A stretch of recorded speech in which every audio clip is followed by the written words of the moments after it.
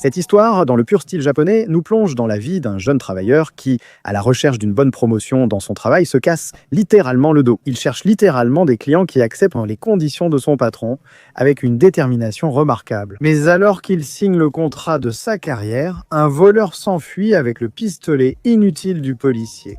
Il parvient à le rattraper, cependant. Il n'arrive pas à lui reprendre l'arme. Au cours de la lutte, l'arme part et devinez qui est touché. En effet, concernant l'avenir prospère du protagoniste, celui-ci meurt immédiatement. Il parle toujours de la fête qu'il voulait organiser pour annoncer sa grande nouvelle. Mais ici, la voix d'une sorte de dieu latin, disant que face à l'injustice, il lui donnera l'opportunité de se réincarner dans un monde semblable à la Terre, peuplé de bêtes, de créatures et de magie. Joue et gagne chaque jour sur OneWing. Explore des centaines de jeux et une incroyable prime de bienvenue de $440. Et 70 tours gratuits.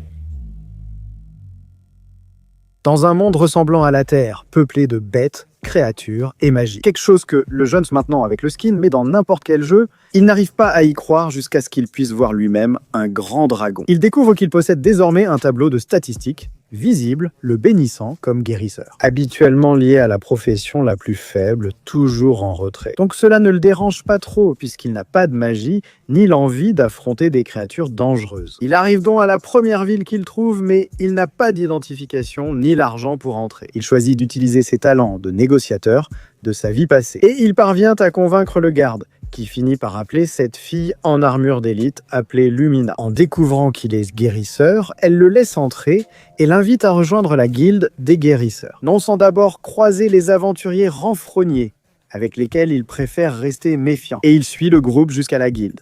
Là, il utilise l'excuse d'être un villageois qui ne comprend pas grand-chose aux règles de l'endroit. Il parvient à obtenir non seulement le titre officiel de guérisseur, mais aussi une pièce d'identité. Tout cela en jouant un peu l'ignorant parce qu'il vient d'un village. Et ça marche. Même Lumina, pourtant très respectée, comprend qu'il ne maîtrise pas bien son travail de guérisseur. Elle lui propose plusieurs choix.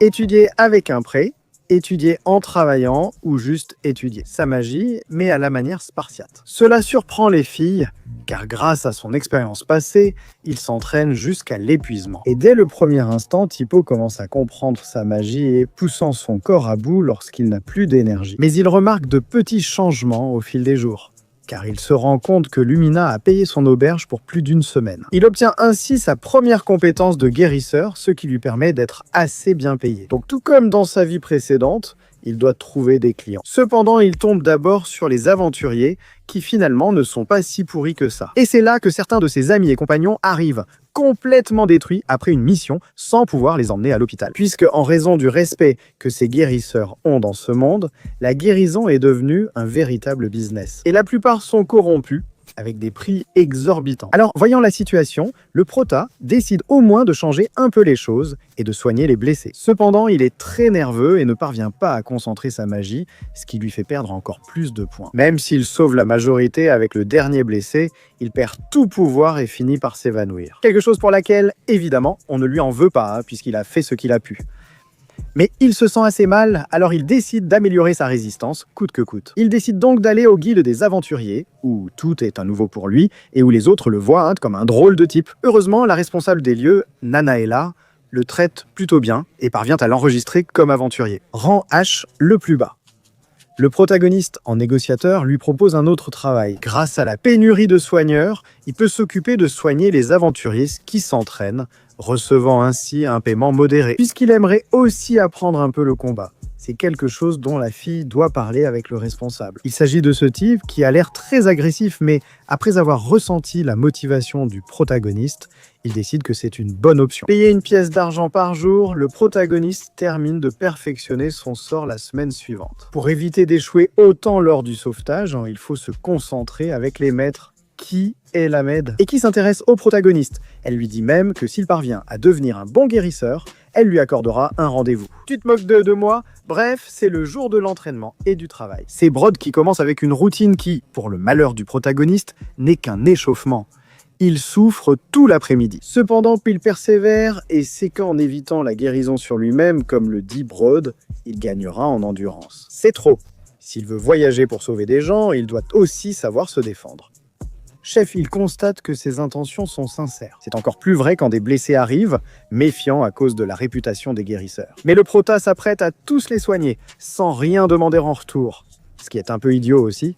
On devrait faire payer. En tout cas, pour avoir agi aussi bien, Brod décide de lui offrir le logement et la nourriture. Depuis qu'il soigne les nouveaux, il crée un bon lien entre eux deux et il reconnaît que s'il y avait plus de soigneurs comme lui, le monde serait moins pourri. En gros, la réponse est non. Ainsi, il évitera de lui imposer 1 mois d'entraînement si intense qu'il ne supporterait plus son corps. C'est en partie ce qu'il voulait. Il prend donc une douche sans savoir que faire, car ses vêtements sont sales. Donc pour maintenir l'équilibre des genres, Nanaela apparaît pour s'en occuper, parce qu'elle est très douée pour la lessive. Le protagoniste la remercie puis part en savourant un bon repas. Cependant, au moment de dormir, cela se complique pour lui. Il prend donc plus de temps pour canaliser son énergie et être prêt le lendemain. Il rencontre d'abord son chef, un homme loup apparemment très gentil. Cependant, celui-ci lui propose d'essayer la substance X, qui a l'air aussi répugnante que les bons smoothies australiens, mais qui peut lui donner quelques statistiques importantes si pour mieux s'entraîner. Alors, avec ses 2 boules, et en souffrant pas mal, il parvient à boire l'élixir qui le fait pleurer. Mais pendant qu'il sent la puissance couler dans ses veines, c'est ainsi que l'entraînement continue, sans repos. Et même Brod commence à s'attacher à son nouvel apprenti, qui a une détermination redoutable. Cependant, c'est justement à ce moment-là qu'un humanoïde apparaît cherchant à être soigné, ce que le protagoniste n'hésite pas une seconde à faire. Ce qui surprend tout le monde car les cliniques ne soignent généralement pas les personnes qui ne sont pas humaines. Cependant, Lucille s'en moque, gagnant ainsi l'affection de cette race, même s'il reste assez épuisé. Pendant ce temps, il sent que, pour une raison quelconque, les autres l'observent. Il décide donc d'enquêter sur ce qui se passe. Il constate que Brod et les aventuriers le surveillent pour l'empêcher de fuir. Évidemment, car grâce à lui, aucun aventurier n'a à mourir, ni à continuer à travailler blessé. Alors le protagoniste dit qu'il respectera son contrat d'1 mois, mais qu'il ne doit pas y avoir cette méfiance. Donc les choses se calment. Le protagoniste dit que l'entraînement continue jusqu'à la fin de son contrat, moment où il devra quitter la guilde, pour gagner plus d'argent afin de payer les impôts en tant que guérisseur. Cependant, Brod lui donne une bourse pleine de pièces pour l'année, à condition qu'il continue à s'entraîner. Mais surtout en aidant tous les blessés. Alors, le protagoniste, n'ayant aucune raison de refuser, finit par accepter. Et Brod, à sa manière, est le plus heureux de la nouvelle. Il offre même un livre de sorcellerie à son élève et rend l'entraînement plus difficile. Alors, le protagoniste, avec l'aide de la pourriture, décide qu'il va faire plus d'efforts pour pouvoir frapper au moins une fois son maître. Le lendemain, on lui accorde quelques jours de repos, ce qui est surprenant pour un accro au travail. Brod l'envoie alors chez le boucher du coin qui d'abord ne se montre pas. Quelque chose qui ne lui est pas vraiment utile pour la nourriture. Cependant, dans cette cuisine, toutes sortes de créatures arrivent, et connaître leurs points faibles est important. Un aventurier qui craint de tuer des créatures n'a pas d'avenir. Il doit donc ouvrir des bestioles et sortir des tripes. Cependant, c'est quand même c'est quelque chose de stressant à la fin de la journée. Alors Nana, en le voyant comme ça, décide que le mieux est qu'il prenne une pause et elle l'emmène lire un peu. Pour être précis, elle le gâte beaucoup et lui montre la répartition des villes pour qu'il comprenne mieux ce monde. Et comme l'endroit où le seul où l'esclavage des semi-humains est interdit. C'est important. C'est ainsi que le prota continue de travailler et de faire des courses pendant les 6 prochains mois. Et là où les gens qu'il a sauvés deviennent de plus en plus puissants, tout comme Prota lui-même. En fait, son physique a tellement changé que ses vêtements ne lui vont plus. Et Nanaela l'accompagne pour en acheter d'autres. Situation qui est sponsorisée par Brod, pendant qu'ils passent l'après-midi ensemble, du moins jusqu'à ce que Luciel entende un cri. Et après avoir enquêté, il tombe rapidement sur Monica des guérisseurs, couverte de sang. Le protagoniste la sauve et l'emmène à son auberge pour utiliser sa compétence contre les maladies. Alors la fille réagit en leur racontant que cela a probablement été causé par les mêmes guérisseurs. Puisque la fille protestait, car son ami avait fréquenté une de ces cliniques. Faute de pouvoir payer, ils l'ont vendue comme esclave dans une autre ville pour légaliser l'acte. Le protagoniste est envahi de rage face à l'abuseur et guérisseur Botakuli. Malgré tout, il ne peut rien faire de plus que d'offrir un refuge à la fille et commencer à planifier ce qu'il va faire à partir de maintenant. Quelques semaines plus tard, le bandit ayant attaqué la fille est capturé. Les choses se sont calmées jusqu'à 2 mois plus tard, où la plupart des meilleurs guerriers ont fini très gravement blessés. Le prota va là où il y a de nombreux blessés graves et commence à agir. Même s'il prend une potion pour sa résistance, il continue. Jusqu'à ce qu'il les soigne tous,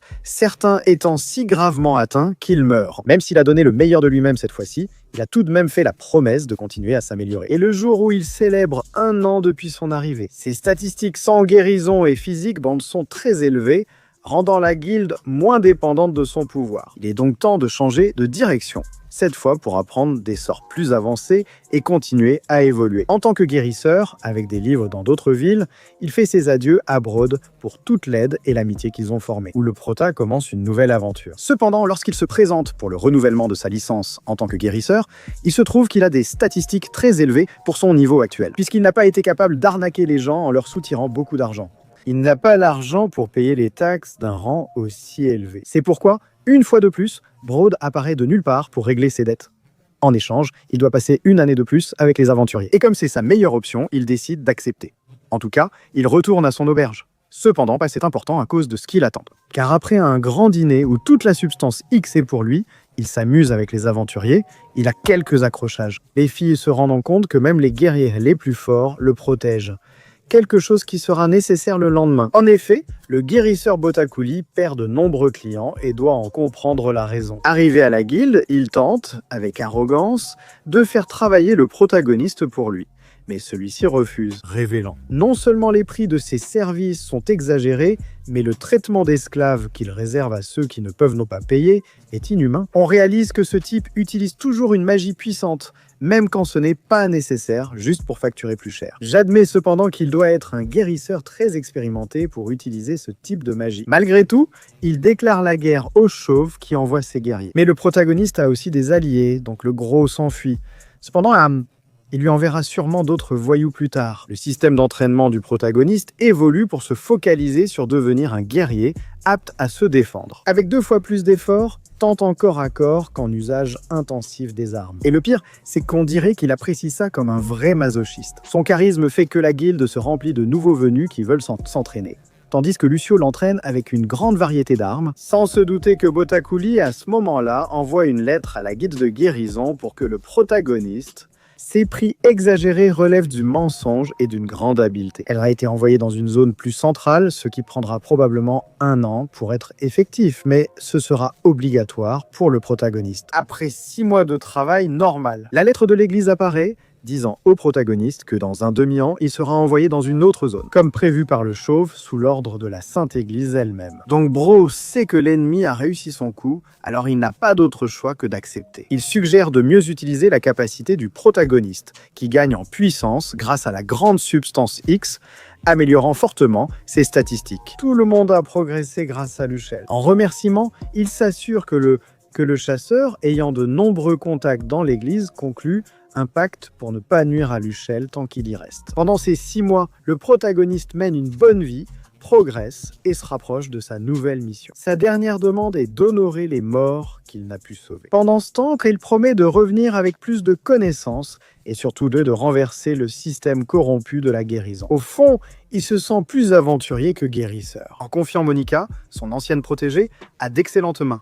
Cependant, Bro révèle qu'il y a justement 2 filles qui écoutent en tout, et il leur laisse l'espace pour qu'elles puissent faire leurs adieux. Un peu de mélodrame ici, en les remerciant pour ce qu'ils ont fait les uns pour les autres, presque jusqu'à retenir leurs larmes pour le lendemain. Le lendemain, le protagoniste sent l'affection de la guilde et se tient prêt à revenir si besoin, quelle que soit la situation. Tous le soutiennent dans sa nouvelle voie, surtout Bro qui connaît son potentiel. Alors il lui offre un cadeau, quelque chose comme la poche de Doraemon et un peu d'argent, puis il s'éloigne de l'endroit, les larmes aux yeux. Bien qu'au moins il ne voyagera pas seul, il aura quelques aventuriers pour l'escorter jusqu'à la ville. Cependant, avec beaucoup de peine dans l'âme, il leur demande aussi de l'accompagner à la guilde. Le guérisseur entre avec des gardes du corps, bien qu'il n'ait pas grand-chose à craindre. Bien que les gens le regardent étrangement, la responsable et le chef restent aimables. De plus, ils connaissent bien Bro, donc même après avoir montré son caractère, ils lui apporteront toute la substance X dont il a besoin. Cela dit, tout le monde sent la puanteur. En tout cas, ici, un peu plus à l'aise, il fait ses adieux à ses compagnons en ressentant la solitude. Il visite tout de même le gigantesque siège de la guilde des guérisseurs et parle avec les responsables. Pour son nouveau poste, ce prêtre apparaît et se charge de le guider à travers les installations. Il lui montre pour la première fois le transport par portail. Mais avant de pouvoir parler de choses importantes, il rencontre Lumina, sa première fille, qui a très envie de lui parler et l'invite dans sa chambre quand il sera libre. Mais d'abord, il a une réunion avec le prêtre. À qui, en utilisant l'empathie du protagoniste, il explique ce qui s'est réellement passé avec le guérisseur. Qu'il a menti dans la lettre. Même s'il ne peut pas décider, il y réfléchira seul. En fait, il lui montre son nouveau poste en tant qu'exorciste d'élite dans l'église. Pour cela, il touchera seulement 20 pièces d'or par mois, une vraie fortune. Sans trop réfléchir, il accepte lors de sa rencontre avec Lumina, qui note son changement physique et de force, sachant déjà qu'il avait quelque chose de spécial. Mais elle lui révèle que dans son nouveau travail, il devra gérer de nombreuses bêtes de différents types et niveaux. Avec l'avantage qu'il pourra garder tout trésor qu'il trouvera. Le lendemain, il retrouve le prêtre et son nouveau compagnon chargé de lui faire le tutoriel. En gros, non sans d'abord l'avertir qu'il lui donne maintenant la capacité de se téléporter. Mais en aucun cas, il ne doit ramener des créatures des ruines, sinon il sera sévèrement puni. Alors ils entrent dans cet endroit, qui se trouve sous l'église, et il commence à lui expliquer comment fonctionne le sort de purification. Il lui donne un exemple, le laisse avec son costume et son épée, puis disparaît. Le protagoniste s'en sort grâce à sa magie, malgré sa peur des créatures. Cependant, son niveau 1 ne monte jamais, même après avoir tué des bêtes, seules ses statistiques augmentent. Après avoir expérimenté différentes façons d'utiliser sa magie, comme par exemple avec l'épée, il prend une pause pour déjeuner avec son grand compagnon, la substance. Il finit par visiter et nettoyer plusieurs niveaux du lieu, où il soumet même des squelettes. Son compagnon pensait l'avoir perdu à cause de son retard. Le fait est qu'il l'emmène jusqu'à la boutique du palais, où cette fille très gentille, appelée Katlel, l'accueille. Elle échangera les objets ennemis contre des pièces pour améliorer son équipement, ou trouver de nouveaux et exotiques livres. Cependant, comme les siens ont une valeur excessive. Bien que son premier jour ait surpassé celui de tout débutant, il lui faudra plus de 6 mois pour acquérir de nouvelles connaissances. Alors, pour le moment, il se consacre à choisir des armes, les trouvant à de très bons prix, aussi bien les épées que les lances. La plupart des soigneurs se contentent d'utiliser la magie. Il profite donc de la promotion et s'équipe plutôt bien, se fixant comme objectif d'acheter l'un des livres qui pourrait lui être utile. Le deuxième jour, il utilise la double prise. Et comme il peut les imprégner de magie, cela devient facile pour le protagoniste. Au fil des jours, il rencontre des ennemis et des zombies plus avancés, et même quelques pièges qu'il parvient à résoudre. En étudiant un peu le chemin et en avançant lentement mais sûrement, il finit par tomber sur une porte qui semble être celle d'un boss. Par précaution, il se prépare avec ses compagnons, puis, le lendemain prêt, il lance la bataille et affronte d'abord de nombreux ennemis que sa magie pourrait facilement vaincre. Cependant, Tetosala est bloqué dans cette zone. Son salut étant l'épée, après de grands efforts, il les vainc. Comprenant pourquoi il est le premier exorciste à être allé aussi loin, puisque la plupart de ses compagnons n'utilisent que la magie, le fait est dès qu'il veut récupérer ses objets. Cependant, maintenant, le véritable chef apparaît, c'est ce spectre qui, avec un peu plus d'intelligence, exige du protagoniste plus de stratégie. Mais de la même manière, son épée et son arc sont des avantages qui, à un moment donné, lui permettent de bien s'en sortir face à son ennemi jusqu'à le vaincre. La surprise vient du fait qu'au moment d'échanger ces objets, la commerçante est étonnée de leur qualité. Il gagne un nombre incroyable de pièces, mais il trouve aussi des reliques du spectre si précieuses qu'il finit par les obtenir. Une rencontre avec la très sainte des guérisseurs, pour laquelle ces objets sont importants et laissent une excellente impression du protagoniste. Grâce à son ingéniosité, il obtient un sac magique pour stocker plus d'objets. La fille, impressionnée par l'habileté du gars, lui donne sa récompense. Avec quelques livres trop importants, cependant, Lumina, elle exagère en disant avoir trop exposé sa vie, et voyant que Lucille manque d'entraînement et cherche un endroit, elle décide de l'inviter à s'entraîner avec son groupe exclusif de guerrières. Malgré qu'il soit guérisseur, elle le respecte et lui impose un entraînement très difficile. Il se rend compte que beaucoup de ce qu'il a appris avec Brod devient déjà assez obsolète. À un moment, il affronte Lumina et réalise qu'il utilise très mal les armes. De plus, elle repère aisément ses faiblesses. Cependant, il faut dire que le protagoniste ne renonce jamais, sauf s'il s'évanouit. Ses nouvelles camarades doutaient de ses capacités, mais après avoir vu ses efforts, leur regard a changé. Même lors de certains combats en équipe, les filles qui sont à ses côtés sont celles qui finissent plus par gagner. Normal, non? Est-il désormais mieux préparé pour avancer dans le labyrinthe? Et même avec quelques problèmes, il finit par atteindre le prochain boss du niveau 200, qui doit être comme le premier. Le spectre de l'un des prêtres, qui ont perdu la vie ici, dans le labyrinthe. Pour satisfaire sa curiosité, il ira plus loin avec les guerrières, apprenant à mieux gérer l'espace et ses armes. Prêt à affronter l'ennemi, qui s'avère être très facile. Il récupère les objets importants et découvre ce qu'il voulait. Et en fait, selon la sainteté, ce labyrinthe est apparu il y a plus d'un demi-siècle, obligeant les prêtres à combattre des bêtes. Beaucoup sont restés en chemin, même s'ils ont réussi à sceller et empêcher les créatures d'atteindre les villes. Actuellement, avec les maisons des bons guerriers, les guérisseurs sont chargés de purifier les créatures comme le protagoniste. Et justement, sa sainteté elle-même dit à Luciel qu'il pourrait avoir l'opportunité de mettre fin à cette malédiction s'il parvient à atteindre la fin du labyrinthe. Il accepte en échange d'un meilleur équipement et d'une armure pour combattre les morts-vivants. Ils acceptent évidemment. Cependant, d'abord, il prend le temps de chercher une bonne réserve de la substance X. Et la plus désagréable, alors le chef s'en occupe. Cependant, il lui demande de travailler pour la guilde des aventuriers, comme il l'a fait autrefois. Il ne peut pas accepter cela, car son emploi du temps est chargé, mais il consacre son temps libre à soigner des blessés. Et c'est juste qu'il suffit qu'on le voie pour qu'on le traite David. Alors le nain le défend en disant que c'est sa seule option d'avoir un guérisseur honnête. S'il ne supporte pas, qu'il parte. Ainsi, tout le monde se tient bien. Enfin, le protagoniste accepte de les soigner contre une récompense assez énorme. Mais il ne s'attendait pas à ce que ses aventuriers deviennent de vrais fans grâce à ses exploits. Il remplace son surnom de guérisseur masochiste, qu'il détestait par le nouveau Saint Bizarre, c'est quelque chose qu'il ne peut pas contrôler. Il retourne à l'église pour s'équiper, pensant rester plusieurs jours dans le labyrinthe sans revenir. C'est quelque chose qui peut être dangereux, mais ni la fille ni son caractère ne peuvent l'arrêter. Cela dit, il en profite au moins pour lui donner sa nouvelle armure et un oreiller magique avec lequel il pourra se reposer pleinement, en plus de récupérer un tonneau de substance X.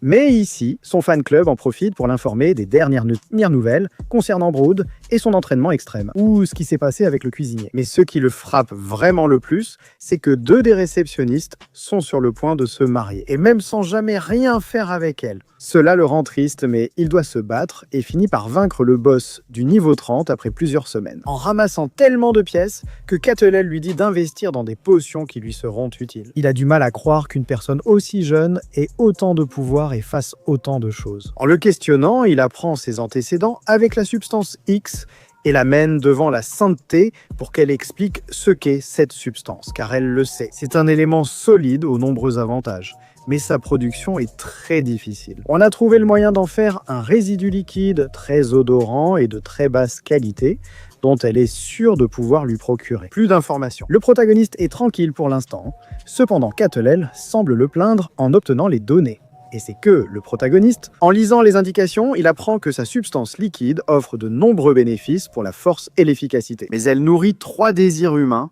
manger, dormir.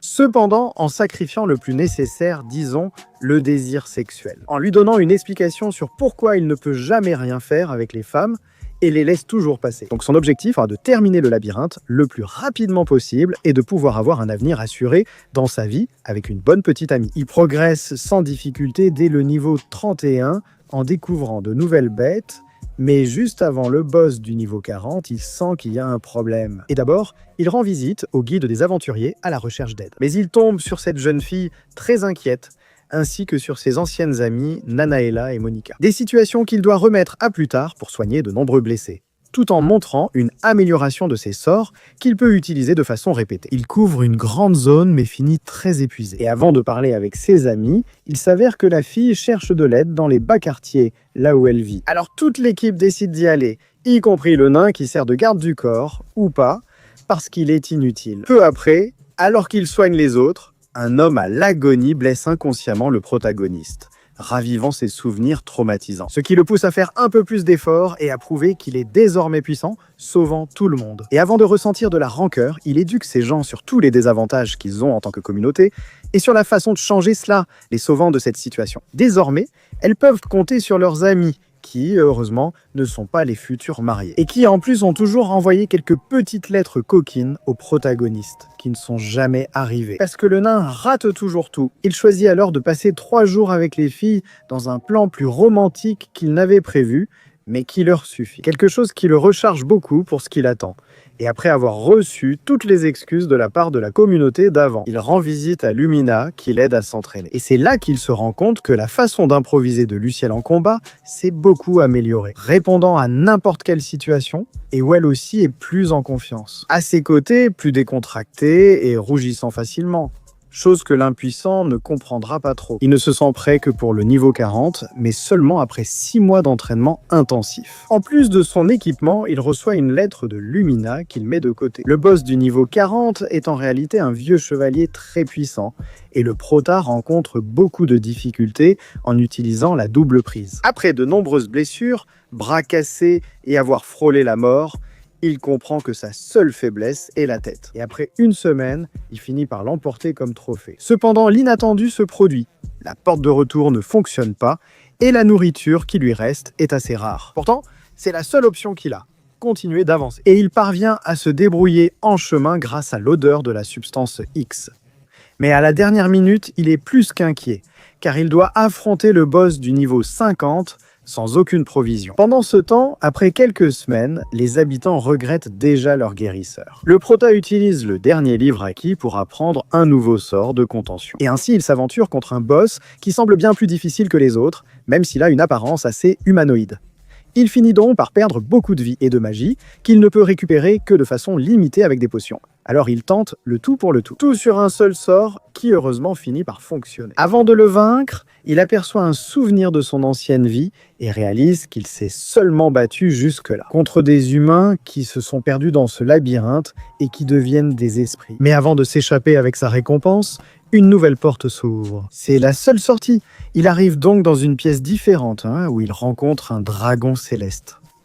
Apparemment possédé, le protagoniste utilise ses dernières forces pour le purifier et y parvient de justesse. À son réveil, la créature lui offre tout l'or en récompense de l'avoir sauvé. Mais le protagoniste se demande surtout pourquoi il est là et ce qui se passe. Ici, il passe en vite et ne disent pas grand-chose. On voit seulement que le dragon, voyant le désintérêt du protagoniste pour l'argent, lui accorde sa protection en lui donnant plusieurs compétences. Il disparaît, ne laissant que des os tandis que le labyrinthe est détruit comme il le voulait. Dehors, la situation reste compliquée. Malgré la joie de Cattle face à sa mort, une révolution a éclaté. Parce que tous ceux qu'il connaissent et l'aiment pensent que l'Église le retient en otage, même son maître et ses vieux amis apparaissent. Il calme tout le monde, puis prend un bon repas après les événements. Il tente de mesurer sa force au protagoniste, mais découvre avec surprise qu'il a encore beaucoup à apprendre. Malheureusement, il n'a pas beaucoup de temps pour discuter. Vient alors l'heure des adieux, où le protagoniste réalise combien sa famille lui manque. Il envoie aussi quelques lettres à ses potentielles épouses qui, au moins, commencent à le considérer davantage. Et c'est tout. Luciel va voir la sainteté pour lui raconter ce qui s'est passé et ce qu'ils avaient omis. Le dragon lui a dit que lui et ses 5 frères sont enfermés dans ce labyrinthe souterrain.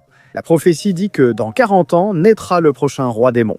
C'est pourquoi sa mission maintenant sera d'aider à libérer ces créatures. Il ne comprend toujours pas pourquoi son niveau reste à 1. Selon des études récentes sur la substance CX, elle empêche l'utilisateur de monter de niveau. C'est une très mauvaise nouvelle pour le prota, mais au moins l'excuse qu'il lui fallait pour arrêter cette saleté. De plus, la sainteté, voyant tous les exploits qu'il a accomplis, décide de lui accorder le titre suprême de prêtre. Détenant le pouvoir sur les autres guérisseurs, il peut désormais changer les règles, qui les ont régis pendant tant d'années et qui leur ont donné cette mauvaise réputation. Même si ses disciples résistent, changera-t-il l'Église pour que les injustices qu'il a constatées depuis son arrivée dans ce monde ne continuent pas, pour que les gens aient une bonne vie et soient heureux comme lui, en nous quittant ainsi. Une fin joyeuse et complète pour cette série qui n'aura sans doute pas de suite. On ne sait rien, mais ce n'est pas vraiment nécessaire non plus. Anime léger et divertissant pour un dimanche, j'espère qu'il vous a plu.